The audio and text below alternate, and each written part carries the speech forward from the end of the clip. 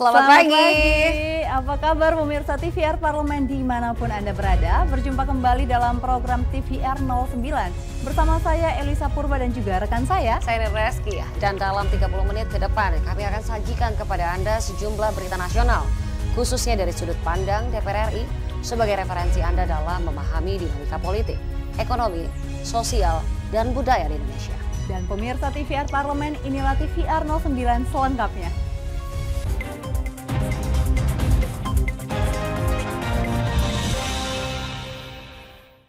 Persoalan kesulitan ekspor CPO yang berimbas ke penurunan harga TBS sawit tidak lepas dari efek lanjutan dari kebijakan larangan ekspor hingga peraturan DMO dan DPO. Hal ini berdampak pada gangguan rantai pasok CPO yang mengakibatkan penurunan harga tandan buah segar yang terjadi saat ini. Peraturan Domestic Market Obligation atau DMO dan Domestic Price Obligation atau DPO diduga menjadi penyebab anjloknya harga sawit dan penumpukan jutaan ton CPO di pabrik kelapa sawit. Menurut anggota Komisi 7 DPR RI Mukhtarudin, anjloknya harga sawit juga disebabkan efek domino pelarangan ekspor CPO dan turunannya, ditambah adanya pungutan pajak yang sangat tinggi, sehingga menyebabkan harga tandan buah sawit atau TBS tertekan, sehingga petani ikut menanggung beban karena harga TBS tidak bisa sejalan dengan harga CPO internasional. Oleh karena itu kita minta pemerintah ya segera melakukan menghitung ulang besaran-besaran pungutan ini sehingga tidak membebani kepada user terakhir adalah petani gitu loh. Ini yang harus dijaga oleh pemerintah. Dan sekarang ya ekspor kita kan jauh turun. CPO ini ya jauh turun. Data sampai Mei itu hanya sekitar 2.000 sekian US dollar ya, yang harusnya ini sangat tinggi sekali. Nah, akibatnya apa? Akibatnya CPO ya di tangki produsen ini penuh, ya overload sudah.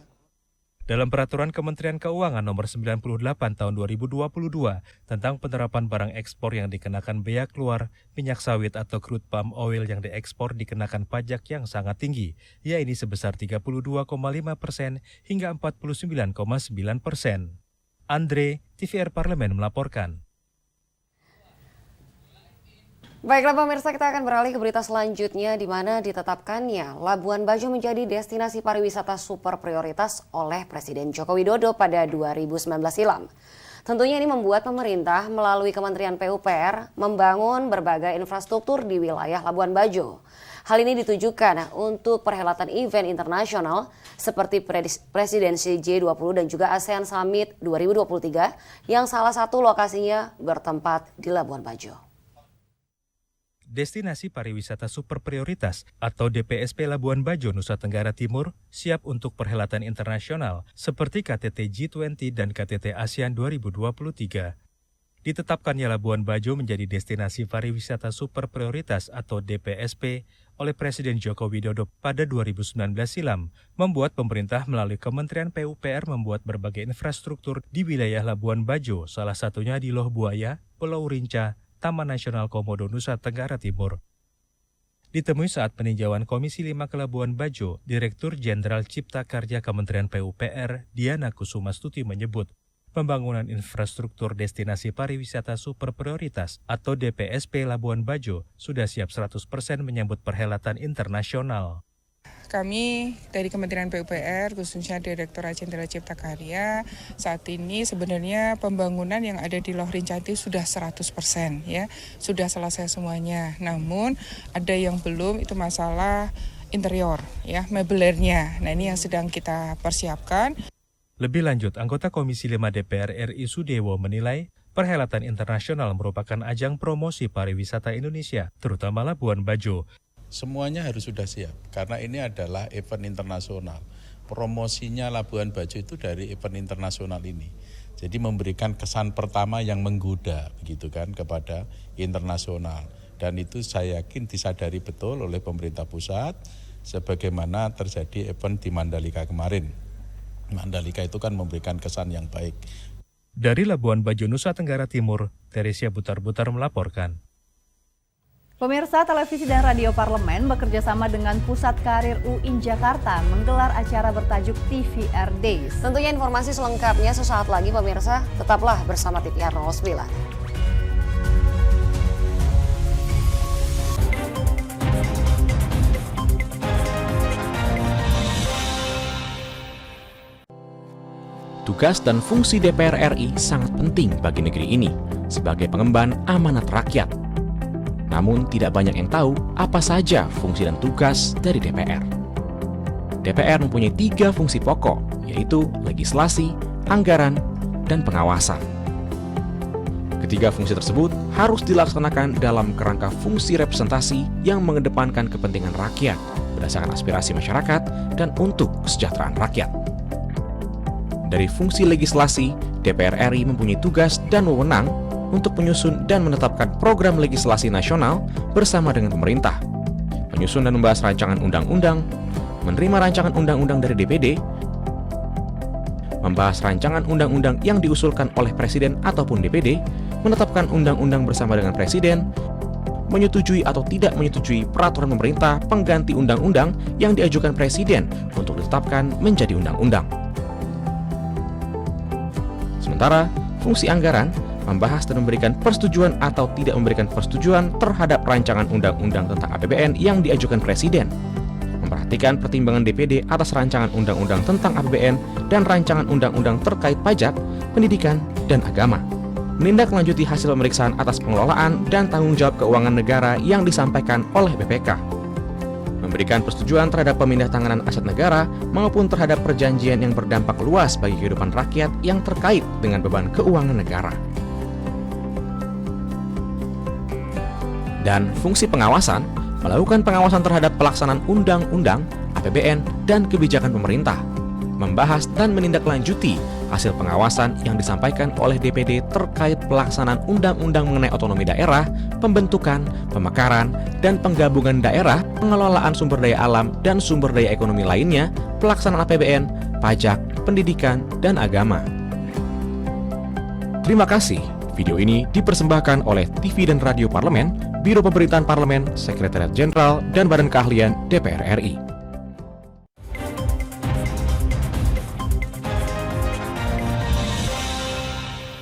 Baik pemirsa, kita kembali di TVR 09. Dan pemirsa, Televisi dan Radio Parlemen bekerja sama dengan Pusat Karir UIN Jakarta menggelar acara bertajuk TVR Days. Dan program ini bertujuan memberikan pengetahuan dan pengalaman praktis dunia jurnalistik kepada para mahasiswa. Acara ini juga menjadi ajang menemukan bakat dari mahasiswa untuk menjadi presenter news di TVR Parlemen. TV dan Radio atau TVR Parlemen bekerja sama dengan Pusat Karir UIN Jakarta menggelar acara bertajuk TVR Days. Program ini bertujuan memberikan pengetahuan dan pengalaman praktis dunia jurnalistik kepada para mahasiswa. Kepala Biro Pemberitaan Parlemen DPR RI Indra Pahlevi menyatakan, TVR Days merupakan sarana sosialisasi program TVR Parlemen yang mencerminkan seluruh kegiatan, kinerja, dan capaian para anggota DPR RI. Indra menambahkan, TVR Days juga menjadi ajang menemukan bakat dari mahasiswa untuk menjadi presenter news di TVR Parlemen. Kami berharap dengan kegiatan ini bisa bermanfaat bagi kedua belah pihak. Kami bisa memperoleh presenter yang terbaik dan juga memperkenalkan program-program kami kepada mahasiswa. Dan yang kedua, kampus juga bisa memperoleh manfaat karena dunia pertelevisian sekarang itu sudah sangat pesat berkembang dan tugas kami adalah menyampaikan informasi terkait dengan capaian dan kinerja DPR kepada seluruh rakyat Indonesia. Rektor UIN Jakarta, Amani Lubis, menyambut baik kerjasama program TVR Days. Menurutnya, mahasiswa dapat menggali lebih dalam bakat yang mereka miliki dalam ilmu broadcasting serta menambah wawasan baru di bidang pertelevisian, salah satunya belajar menjadi presenter televisi. Banyak yang bisa mereka pelajari, baik itu melalui webinar, melalui magang, dan tukar pikiran dengan tukar pengalaman itu sangat penting. Jadi insya Allah mereka mumpuni untuk bisa menjadi presenter yang baik di DPR RI insya Allah. Bani, TVR Parlemen melaporkan. Penerapan penggunaan sistem aplikasi My Pertamina di SPBU masih menuai pro dan kontra. Pasalnya pemirsa, banyak masyarakat belum memahami sepenuhnya mengenai penggunaan aplikasi tersebut. Untuk itu, Komisi 6 meminta Pertamina untuk lebih aktif mensosialisasikan penggunaan My Pertamina agar tidak membuat gaduh masyarakat. Penerapan penggunaan sistem aplikasi My Pertamina di SPBU masih menuai pro dan kontra. Pasalnya, banyak masyarakat belum memahami sepenuhnya penggunaan aplikasi tersebut. Dalam rapat dengan Direktur Utama Pertamina dan jajarannya, Komisi 6 meminta Pertamina lebih intens mengedukasi masyarakat bagaimana cara mendaftar My Pertamina, sehingga tujuan dari penggunaan My Pertamina untuk pengendalian subsidi bisa terwujud. Anggota Komisi 6 Hilmi mengatakan, aplikasi My Pertamina ini bukan syarat membeli BBM, namun untuk mendaftarkan kendaraan yang mengkonsumsi BBM bersubsidi. Pertamina itu mau menggunakan My Pertamina itu bukan untuk beli BBM menggunakan My Pertamina, tapi untuk pendataan bagaimana kedepannya itu kendaraan apa aja yang dapat subsidi dari pemerintah itu. Jadi sifatnya pendataan, bukan My Pertamina itu dibuat untuk membeli BBM. Anggota Komisi 6 lainnya, Nasim Khan, menjelaskan lebih lanjut, sistem My Pertamina ini sebetulnya hanya aplikasi untuk mendaftarkan, memperbarui data kendaraan apa saja yang berhak menerima subsidi. Nah, oleh sebab itu, My Pertamina ini adalah semacam sistem barcode atau sistem aplikasi yang mendaftarkan kendaraan, baik itu roda 2, roda 4, itu terdaftar dan masuk dalam kriteria-kriteria yang bisa mendapatkan subsidi ataupun yang non-subsidi. Penerapan aplikasi My Pertamina ini telah diberlakukan per 1 Juli 2022. Hingga saat ini, sudah ada sekitar 50.000 kendaraan yang sudah terdaftar. Andre, TVR Parlemen melaporkan. Pemirsa, Ketua DPR RI Dr. Honoris Causa Puan Maharani mengunjungi pusat produksi telur asin di Brebes dan mempelajari proses pembuatan telur asin untuk mendukung produksi UMKM lokal. Ketua DPR RI Dr. Honoris Causa Puan Maharani pelajari proses pembuatan telur asin untuk mendukung produksi UMKM lokal. Ketua DPR RI Dr. Honoris Causa Puan Maharani menyambangi sentra produksi telur asin dan melihat proses pembuatannya, mulai dari merebus telur, mengasinkan, hingga pada proses pengemasan. Ketua DPR RI Dr. Honoris Causa Puan Maharani mengatakan, DPR RI akan mendorong kebijakan di tingkat kementerian untuk melakukan kerjasama dengan pemerintah daerah guna mendukung telur asin dan menjadi penopang pariwisata Brebes. Saya lagi di sentra UMKM telur asin di Brebes. Brebes merupakan salah satu UMKM telur asin yang terkenal di Indonesia. Sekarang ini satu butir telur asin yang ada di Brebes ini harganya rata-rata 1.600 sampai 2.200 per butir. Ya. Betul kan? Itu udah matang ya. Ini pemiliknya, tadi saya udah lihat prosesnya dari telur mentah, kemudian dikasih lumpur, batu bata merah dengan garam beriodium, kemudian dikasih abu ya, dikasih abu, ditutup selama 15 hari, kemudian dicuci. Baru setelah dicuci, direbus, di lampu tadi saya juga udah coba cara melampunya. Kalau yang ada hitam-hitamnya artinya jelek, kalau kemudian bening artinya bagus. Setelah itu yang bagus direbus selama 6 jam. Para pengrajin telur asin juga menyampaikan aspirasinya mengenai kebutuhan yang diperlukan untuk mengembangkan produksi dan industri telur asin di Brebes. Dari Brebes, Jawa Tengah, Tim Liputan TVR Parlemen melaporkan. Kasus harian COVID-19 di tanah air kembali meningkat sejak subvarian Omikron BA4 dan BA5 masuk ke Indonesia. Tentunya informasinya selengkapnya sesaat lagi pemirsa. Untuk itu, tetaplah di TVR 09.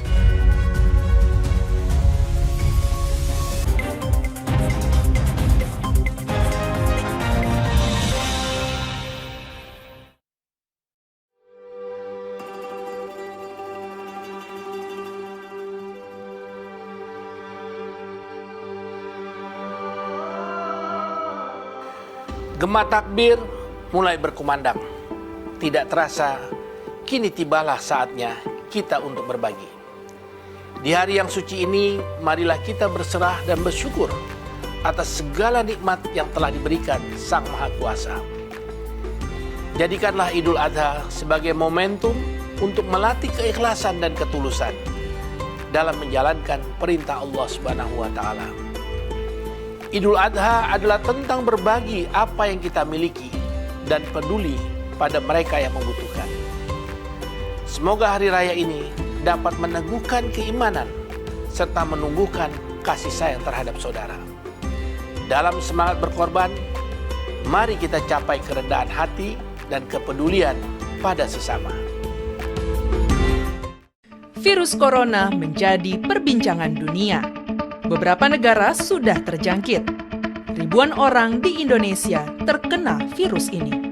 Kita perlu antisipasi dengan melakukan hal berikut. Cuci tangan dengan sabun dan antiseptik. Gunakan masker atau penutup mulut saat bersin dan batuk. Masak telur dan daging hingga matang. Hindari kontak dengan hewan. Tidak saling berjabat tangan. Tidak berinteraksi dengan penderita. Jika memiliki demam tinggi, batuk, pilek, gangguan pernafasan, sakit tenggorokan, dan letih lesu, segera periksakan ke dokter.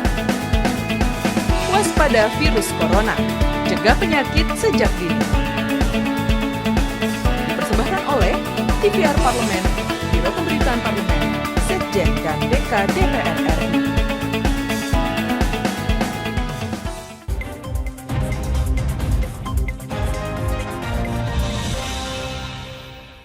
Terima kasih Anda masih bersama kami di TVR 09. Pemirsa, DPR RI mendesak pemerintah kembali meningkatkan kebijakan testing, tracing, dan treatment di masyarakat. Mengingat dalam beberapa hari terakhir kasus COVID-19 di Indonesia semakin bertambah secara signifikan. Untuk itu pemerataan vaksinasi harus dilakukan bersamaan dengan penerapan kembali protokol kesehatan.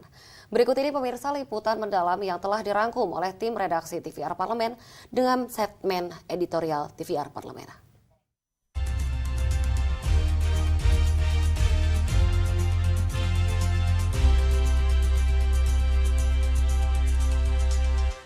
Kasus harian COVID-19 di tanah air kembali meningkat sejak subvarian Omikron BA4 dan BA5 masuk ke Indonesia. Dalam beberapa hari terakhir, kasus COVID-19 bertambah signifikan, bahkan tembus di angka 2.248 kasus. DPR RI mendesak pemerintah kembali meningkatkan kebijakan testing, tracing, dan treatment di masyarakat. Pemerataan vaksin juga harus dilakukan bersamaan dengan penerapan kembali protokol kesehatan. Menanggapi hal tersebut, anggota Komisi 9 DPR RI Elva Hartati meminta pemerintah memaksimalkan pemerataan vaksin booster. Bahkan perlu melakukan jemput bola kepada masyarakat yang belum melakukan vaksinasi. Berharap vaksin ketiga. Kalau udah vaksin ketiga booster, minimal kita sudah benar-benar jadi imun di badan kita, sehingga kita pun kena tidak terlalu berat. Nah, sebab itu saya mohon patuhilah protokol kesehatan, tetap memakai masker, hindari kerumunan, dan kita booster yang ketiga. Saya berharap itu yang utama. Elva Hartati menambahkan, peralihan status pandemi ke endemi perlu dikaji lagi, mengingat ada lonjakan kasus harian COVID-19. Anggota Komisi 9 DPR RI Ashabul Kafi mengatakan, pemerintah harus menggalakkan program vaksinasi booster. Peralihan status pandemi ke endemi juga harus dipikirkan kembali. Jangan sampai tingginya angka penularan COVID-19 memperlambat pemulihan ekonomi nasional. Olehnya itu memang diperlukan kerjasama pemerintah, swasta, dan masyarakat untuk mengambil langkah strategis dalam rangka penanganan dan menekan kembali merebaknya lagi virus corona ini.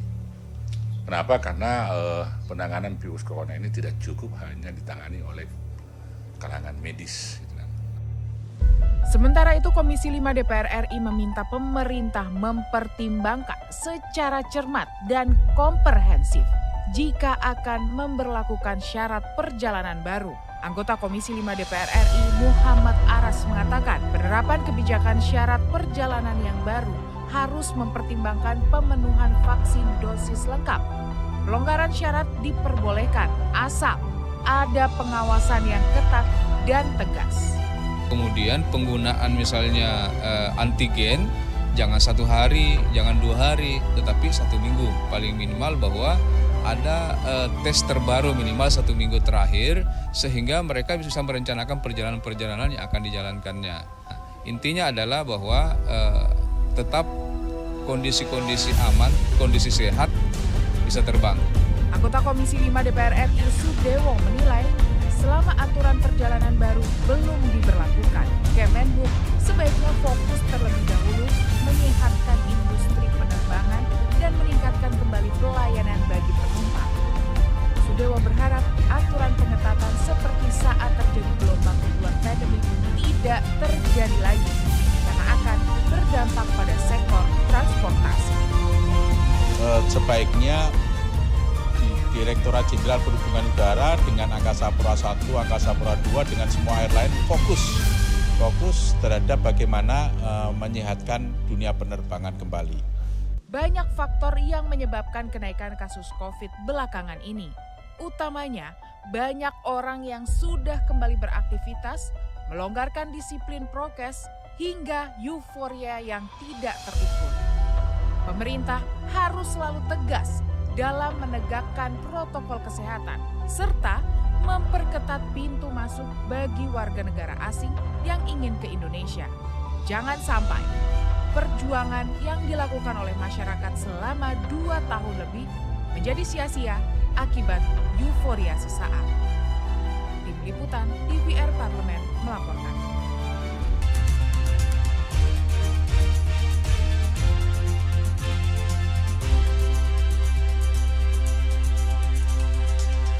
Dan pemirsa, siapa nih di antara pemirsa yang sedang ingin membeli motor baru? Nah, belum terlambat nih untuk mengunjungi Jakarta Fair dan melihat berbagai merek dan juga jenis sepeda motor yang dipamerkan. Informasinya akan kami hadirkan sesaat lagi pemirsa. Untuk itu, jangan kemana-mana, tetap di TVR 09.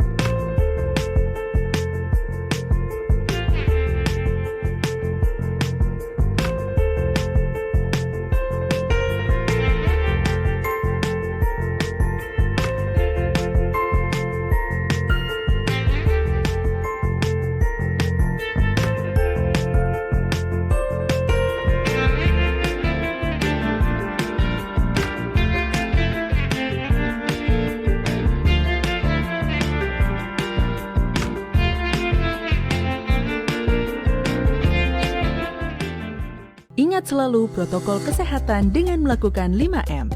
Memakai masker, mencuci tangan pakai sabun, menjaga jarak, menjauhi kerumunan, membatasi mobilisasi dan interaksi.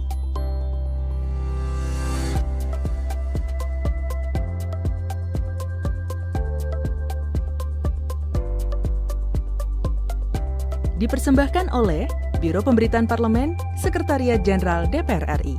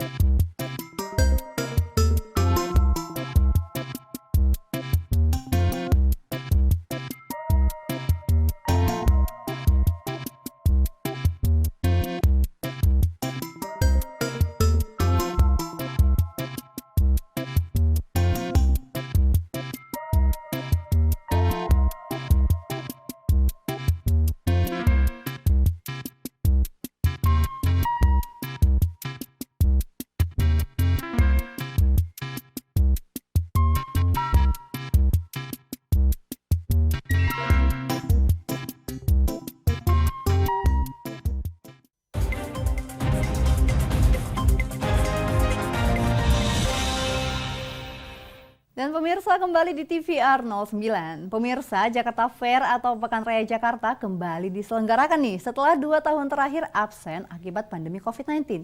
Nah, ada beragam merek motor yang hadir dalam event Jakarta Fair kali ini. Tentunya sejumlah peserta pameran dari pabrikan motor ternama memberi ragam promo khusus selama acara berlangsung. Berikut ini pemirsa liputan selengkapnya untuk Anda dalam segmen Intips, Informasi dan Tips.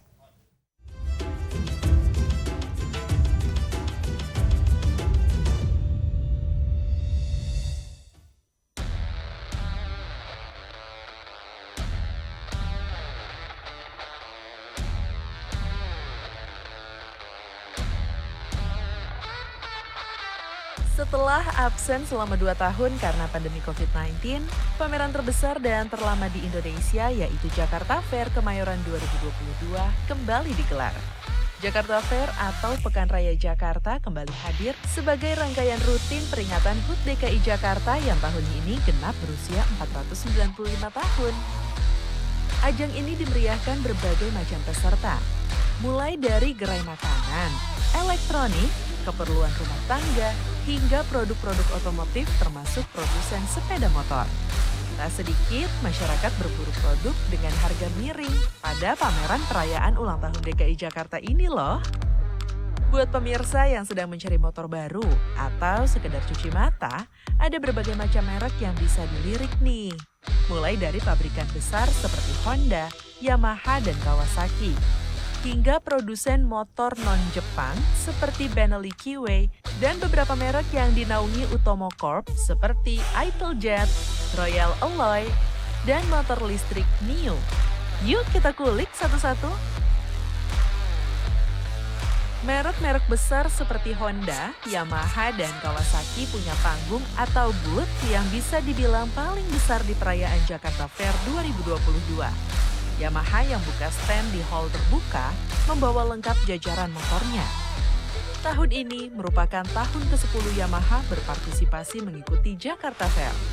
Dengan mengusung tema Blue Core Hybrid, Yamaha menampilkan seluruh produk unggulannya seperti Maxi Series dan Fazio yang sedang naik daun.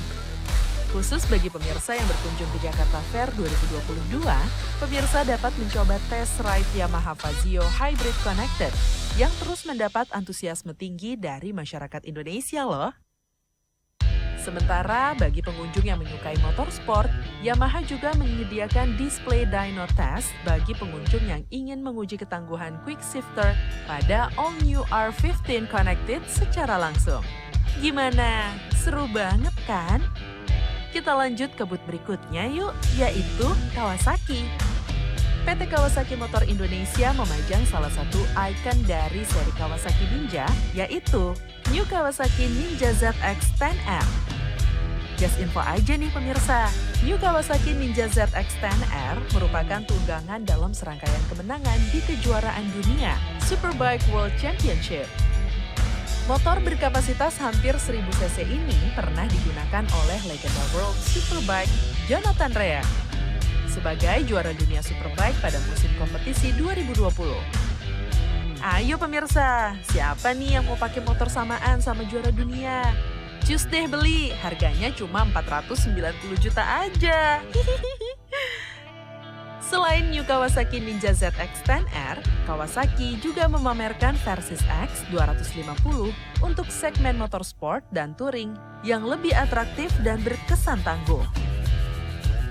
Jika pemirsa ingin menengok motor non-Jepang sebagai alternatif, maka Benelli dan Kiwi bisa dilirik. Banyak model dari berbagai tipe yang dihadirkan oleh produsen motor pabrikan Italia ini di Jakarta Fair 2022. Benelli merupakan salah satu produsen motor bergaya retro klasik ternama asal Italia sejak tahun 1911. Di Jakarta Fair, PT Benelli Motor Indonesia mendirikan booth khusus dan menawarkan promo menarik untuk pengunjung. Dua produk yang diperkirakan akan menjadi primadona pada pameran Jakarta Fair 2022 yakni Benelli Panarea dan Kiwi Shiny 150. Benelli Panarea merupakan jajaran skutik berkarakter elegan dan klasik yang dijamin siap mendampingi gaya hidup kaula muda Indonesia yang dinamis dan kekinian. Motor ini dijual di kisaran harga 24 juta rupiah dengan berbekal mesin 125 cc. Dan yang terakhir nih, lewat ajang Jakarta Fair yang berlangsung sejak 9 Juni hingga 17 Juli 2022, skutik listrik asal pabrikan Cina, NIO, ikut memamerkan produk-produk andalannya dan memberikan berbagai penawaran menarik untuk konsumen. Di antara sekian produk, salah satu yang menarik adalah NIO Gova Zero 3, di mana motor ini ditawarkan dengan harga sekitar 23 juta rupiah untuk wilayah DKI Jakarta. Meski baru segelintir orang yang menggunakan, nyatanya skuter listrik di tanah air bukan lagi menjadi hal aneh. Penggunanya bisa memakainya untuk berkendara sehari-hari, karena rata-rata jarak tempuhnya sudah cukup untuk menunjang mobilitas masyarakat di perkotaan. Tak hanya motor, helm menjadi salah satu perlengkapan berkendara sepeda motor yang banyak diincar pengunjung di Jakarta Fair. Sejumlah produsen helm mengumbar diskon selama pameran berlangsung. Helm menjadi produk keselamatan berkendara yang menjadi barang incaran pengunjung. Pasalnya, produsen helm kerap menawarkan potongan harga yang menggiurkan sepanjang gelaran Jakarta Fair berlangsung. Helm yang dijual di sini pun sangat beragam jenisnya, mulai dari helm full face, half face, helm motor trail, hingga helm untuk anak-anak. Helm yang dijual juga sudah memenuhi standar nasional Indonesia. Jadi, gimana nih pemirsa? Yuk kita ke Jakarta Fair, masih ada waktu loh sampai tanggal 17 Juli nanti. Selamat berbelanja!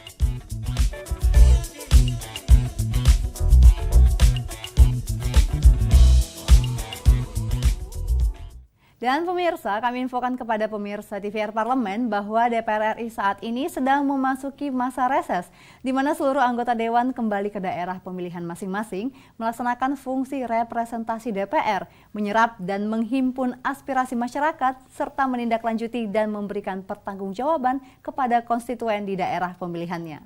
Sejumlah agenda dan juga rapat program DPR RI dapat Anda saksikan secara langsung di TVR Parlemen melalui kanal utama, kanal komisi dan juga kanal alat kelengkapan Dewan yang dapat Anda akses di tvr.dpr.go.id.